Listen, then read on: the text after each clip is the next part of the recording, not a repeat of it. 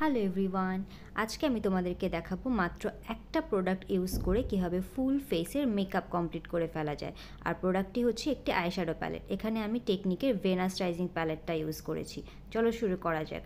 ফার্স্টেই আমি আমার প্যালেটটাকে ওপেন করে নিচ্ছি এবং আমার এই প্যালেটটা থেকে আমার স্কিন টোনের একটা শেড নিয়ে আমি আমার ফুল ফেসে অ্যাজ আ পাউডার ইউজ করে নিব। যাদের আইশ্যাডো প্যালেটে স্কিন টোনের শেড থাকবে না তারা কিন্তু অন্য যে কোনো পাউডারই ইউজ করতে পারবা।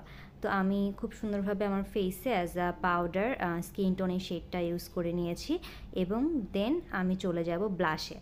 আমার সেম আইশ্যাডো প্যালেটটা থেকে আমি একটা লাইট অরেঞ্জ এবং একটা বার্ন অরেঞ্জ শেডকে একসাথে মিক্সড করে অ্যাজ আ ব্লাশ আমি আমার ফেসে ইউজ করে নিব। দুটা শেডকে খুব সুন্দরভাবে একসাথে মিক্সড করে ইউজ করতে হবে।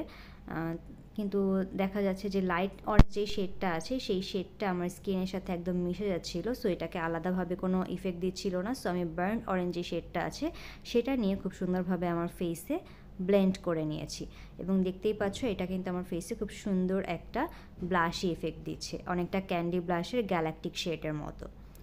দেন আমি চলে যাব আই মেকআপে। আমি আমার চোখে একটা হোয়াইট কালার নিয়ে ফার্স্টেই আইয়ের বেসটা করে নিচ্ছি।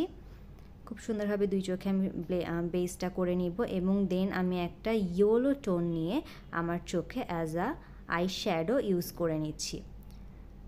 আমরা যারা ওয়ার্ম টোনের আছি আমাদের ফেসে কিন্তু এই অরেঞ্জ বা ইয়েলো কালারগুলো খুব ভালো মানায়। এবার আমি সেম প্যালেট থেকে একটা শিমার টোন নিয়ে আমার চোখের ইনার কর্নারটা হাইলাইট করে নিব। যারা ইনার কর্নার হাইলাইট করতে পছন্দ করো না তারা এই পার্ট স্কিপও করতে পারো। দেন সেম শিমার টোনটা নিয়ে আমি আমার নাকটাকেও একটু হাইলাইট করে নিচ্ছি। এরপর অফ ক্যামেরাতে আমি আমার আরেকটা চোখ কমপ্লিট করে নিয়েছি, চোখে কাজল দিয়েছি এবং লিপস্টিকও পরে নিয়েছি।